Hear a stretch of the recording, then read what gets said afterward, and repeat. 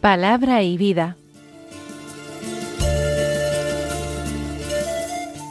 Con el padre Manuel Horta, desde Sevilla.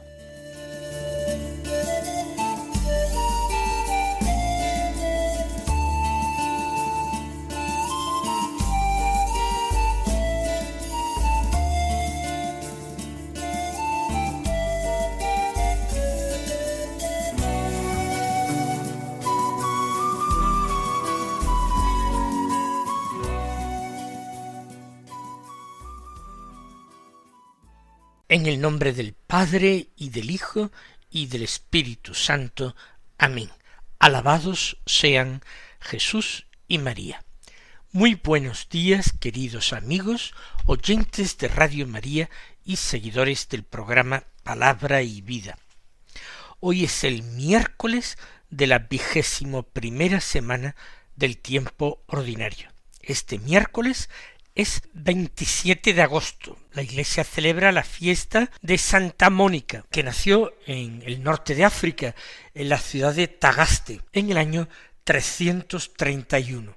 Ella pertenecía a una familia cristiana, pero siendo muy joven, los padres decidieron casarla con otro joven de buena familia de aquella ciudad, un hombre que se llamaba Patricio, pero que no pertenecía a una familia cristiana. En esa familia eran paganos. Y de hecho, ya a estas alturas, en el siglo IV, la fe en los antiguos dioses de Roma había quedado ya muy debilitada por un pensamiento más crítico y más racional. El esposo de Mónica se llamaba Patricio, y tuvieron una buena convivencia a pesar de la disparidad de creencias. Para Mónica era muy importante su fe cristiana, mientras que Patricio era un hombre indiferente. Tuvieron varios hijos. Uno de ellos fue Agustín. No hablamos aquí de Agustín porque no es el día de su fiesta, pero lo que sí es cierto es que Agustín no fue bautizado en la niñez ni en la adolescencia porque su padre era pagano, y él pues tampoco quiso bautizarse en su juventud. La gente, muchos, tenían miedo que después del bautismo sobrevinieran pecados. No se había popularizado el sacramento de la penitencia, mucho menos la confesión individual de pecados. Por tanto, a veces se esperaba recibir la penitencia al final de la vida, cuando ya no hubiera muchas más ocasiones de pecar. Lo cierto es que Agustín vivió de una forma desordenada una serie de años de su juventud, y Mónica no cesó de orar, pidiendo a Dios la conversión de su hijo. Unía sus oraciones a las lágrimas de desconsuelo, viendo que su hijo se perdía, pero manteniendo inconmovible la confianza en que Dios no dejaría de escucharla.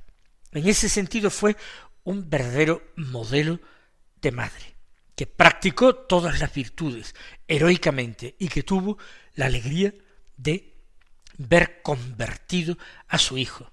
Murió en el puerto de Roma, en Ostia Tiberina, en el año 387, en compañía de dos de sus hijos, y allí tuvo una conmovedora conversación con Agustín y, presintiendo su muerte, se lo dijo, y pidió que la enterraran allí mismo, que no era necesario trasladar su cuerpo a África, a Tagaste, y así lo hicieron los hijos. Ella solo le pidió a Agustín que ante el altar del Señor, cuando recibiera la comunión, se acordara de ella y pidiera por su alma. Por tanto, murió en el 387 cuando solo contaba 56 años de edad. Vamos a escuchar la palabra de Dios que se proclama en la liturgia de la misa del día. Como primera lectura tenemos una de la primera carta del apóstol San Pablo a los tesalonicenses. Comenzábamos a leer la carta el lunes y ayer lo interrumpíamos. Hoy la continuamos en el capítulo 2, versículos 9 al 13, que dicen así: Recordad, hermanos, nuestros esfuerzos y fatigas. Trabajando día y noche, para no ser gravosos a nadie, proclamamos entre vosotros el Evangelio de Dios. Vosotros sois testigos, y Dios también, de que nuestro proceder con vosotros, los creyentes, fue leal, recto e irreprochable. Sabéis perfectamente que lo mismo que un padre con sus hijos, nosotros os exhortábamos a cada uno de vosotros, os animábamos y os urgíamos a llevar una vida digna de Dios, que os ha llamado a su reino y a su gloria.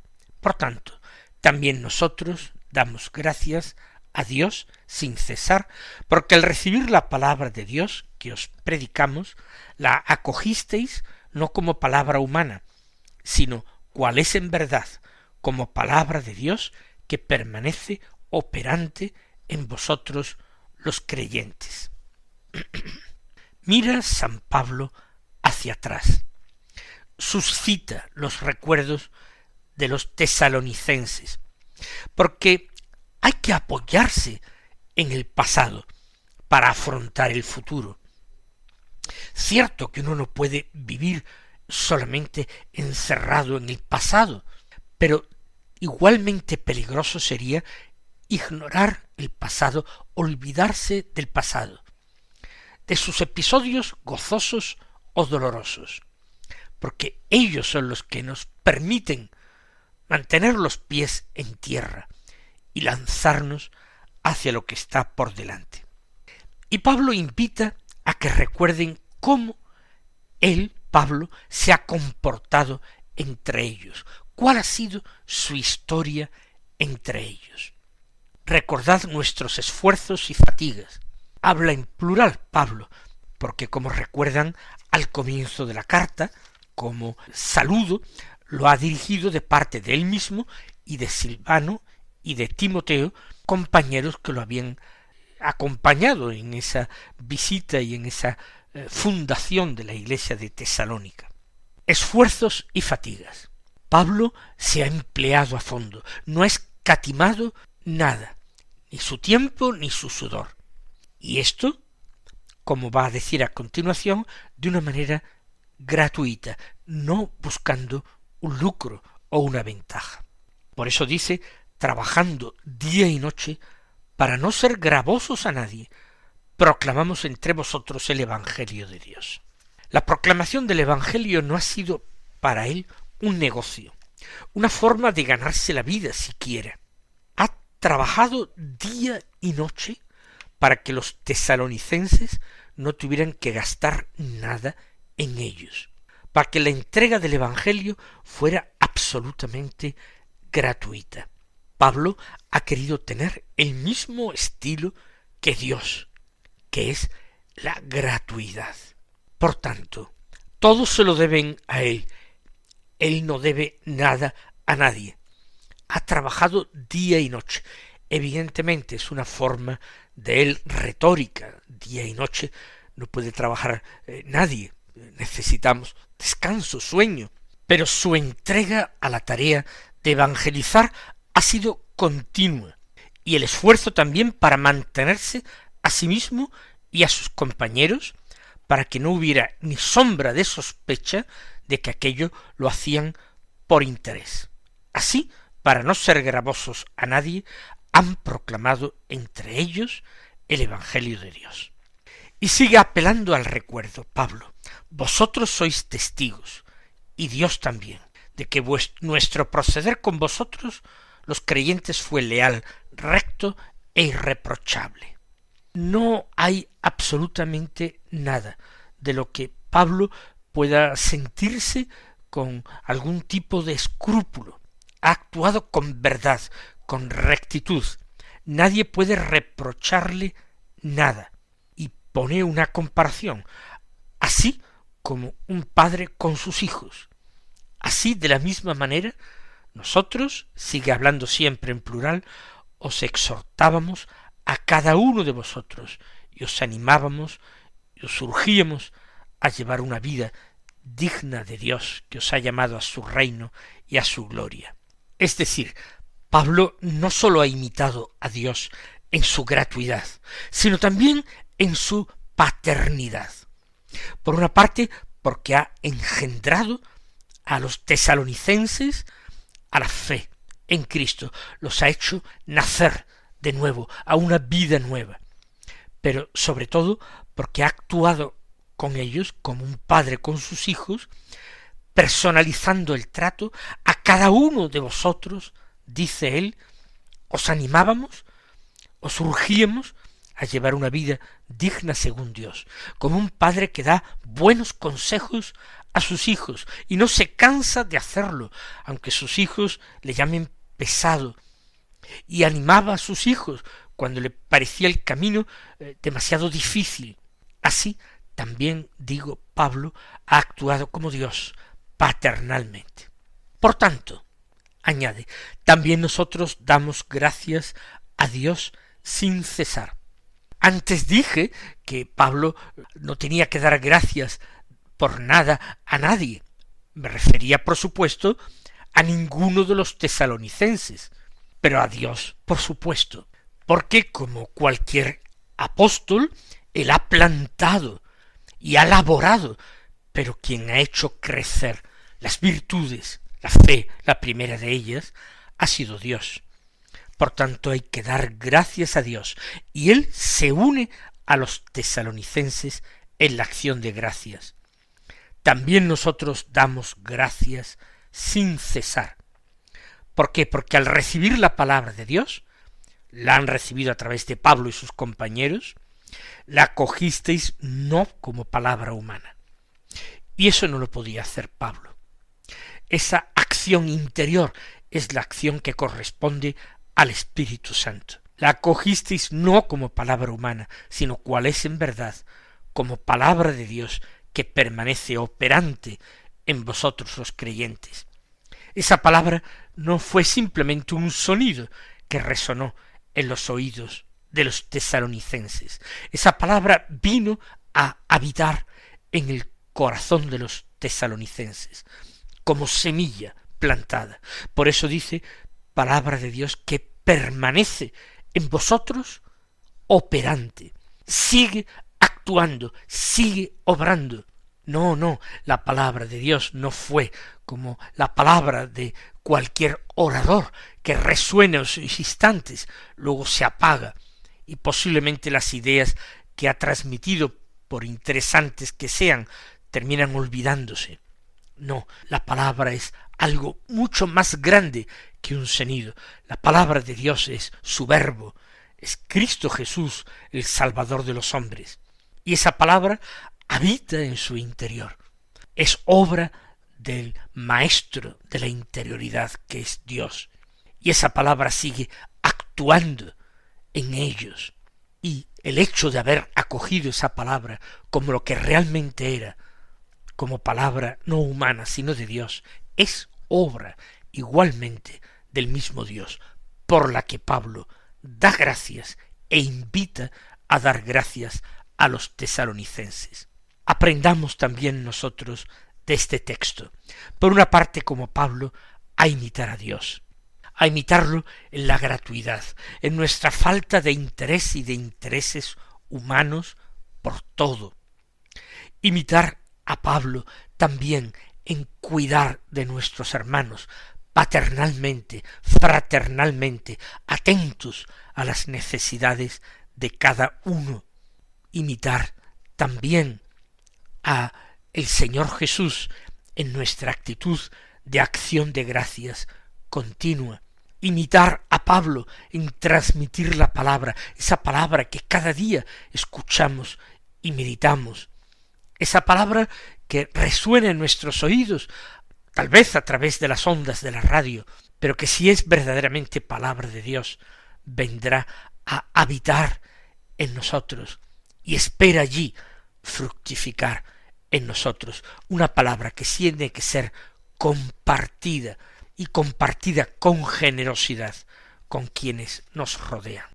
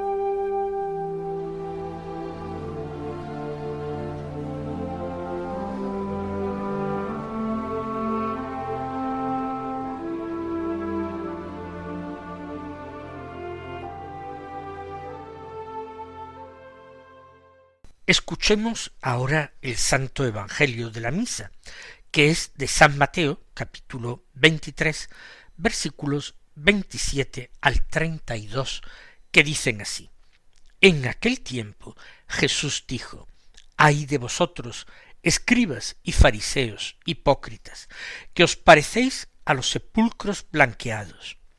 Por fuera tienen buena apariencia, pero por dentro están llenos de huesos de muertos y de podredumbre. Lo mismo vosotros, por fuera parecéis justos, pero por dentro estáis repletos de hipocresía y crueldad. Ay de vosotros, escribas y fariseos, hipócritas, que edificáis sepulcros a los profetas y ornamentáis los mausoleos de los justos, diciendo: Si hubiéramos vivido en tiempo de nuestros padres, no habríamos sido cómplices suyos en el asesinato de los profetas. Con esto atestiguáis en vuestra contra que sois hijos de los que asesinaron a los profetas. Colmad también vosotros la medida de vuestros padres. El texto que acabamos de escuchar es una diatriba de Jesús contra aquellos hombres particularmente religiosos de su época, que eran los fariseos, y particularmente además contra los escribas fariseos, que se dedicaban profesionalmente prácticamente a enseñar la palabra de Dios y a interpretarla, pero interpretarla desde miras, desde perspectivas puramente humanas, de forma que la palabra de Dios quedaba corrompida, totalmente corrompida. Hay dos ayes o malaventuranzas en el texto. Ay de vosotros, escribas y fariseos, hipócritas, que os parecéis a sepulcros blanqueados, y hay de vosotros, escribas y fariseos, hipócritas, que edificáis sepulcros a los profetas. En una y otro hay una alusión a las sepulturas llenas de huesos de muertos en el primer caso, sepulturas de justos y de profetas en el segundo caso. En el primer hay, Jesús utiliza esa imagen, sepulcros blanqueados. Es decir, son pequeños monumentos que procuran tener un aspecto agradable para el que pasa en su cercanía. Pero no hay que fiarse del aspecto exterior. En el interior no se esconde sino los despojos de un cadáver, huesos de muertos y podredumbre. En general los hombres, como utilizan continuamente sus 5 sentidos, están más prestos a darle importancia a lo de fuera, a cultivar mucho el exterior de las cosas, buscar la armonía, la belleza para los sentidos, y a descuidar algo más el interior. Esto, cuando se aplica al campo de la vida espiritual, implica un error gravísimo y un terrible drama por quien se deja engañar por los sentidos y por el demonio que los utiliza para juzgar según el exterior solamente. Porque en el exterior una persona puede parecer buena, santa, justa, dice Jesús, y sin embargo interiormente ser una persona despreciable y corrompida. No hay que fijarse tanto en la apariencia exterior. Por fuera, dice Jesús a estos hombres, parecéis justos, pero por dentro estáis repletos de hipocresía y crueldad. Una advertencia severa para ellos, pero este texto también encierra una advertencia para nosotros, porque podríamos sentirnos tentados inmediatamente de ponernos a juzgar como Jesús a nuestro prójimo. Y él podía juzgar, porque él es el juez de todos.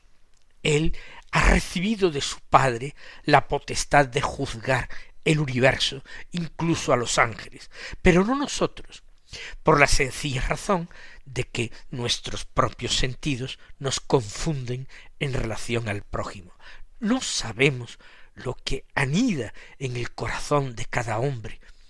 No podemos averiguar el estado interior del alma humana. Demasiado tenemos con nosotros mismos para, con la luz de la gracia, reconocer humildemente nuestras faltas y pecados y arrepentirnos de ellos y pedir perdón. Pero juzgar a los demás en base a indicios, a apariencias, terminaríamos cayendo en lo mismo que quizás habíamos empezado a reprochar. Dejemos a Dios, dejemos a Cristo Jesús, nuestro Señor, la tarea de juzgar, y nosotros acogemos aquella otra palabra de Jesús que nos amonestó diciendo: no juzguéis y no seréis juzgados, no condenéis y no seréis condenados. En el segundo ay, la segunda malaventuranza, se critica en los escribas y fariseos edificar sepulcros a los profetas y ornamentar los mausoleos de los justos. ¿Por qué? Porque emplear dinero, tiempo, preocuparse por edificar bonitos monumentos funerarios a los profetas y justos de otros tiempos implica el deseo oculto de parecer personas justas, santas. No se preocupan de sus propios asuntos, se ponen de parte de los hombres de Dios. Pero se ponen de parte de los hombres de Dios cuando están muertos, cuando ya no inquietan la propia conciencia, no escuchan verdaderamente las palabras de aquellos hombres de otros tiempos, ahora que están mudos, ahora que sólo quedan sus huesos, ahora los honran y dicen: no habríamos sido cómplices en el asesinato de los profetas. Pero Jesús dice: con eso estáis demostrando de que sois hijos de los que asesinaron a los profetas, y si sois hijos habríais hecho lo mismo. Vamos nosotros a pedir gracia al Señor para no quedarnos en la fantasía de hablar lo que nosotros habríamos hecho de haber conocido a nuestro Señor Jesucristo en persona o haber convivido con algún santo canonizado. Vamos a emplearnos ahora en esa tarea de vivir en la verdad y de practicar sinceramente el amor a Dios y al prójimo. Mis queridos hermanos, que el Señor os colme de sus bendiciones y hasta mañana si Dios quiere.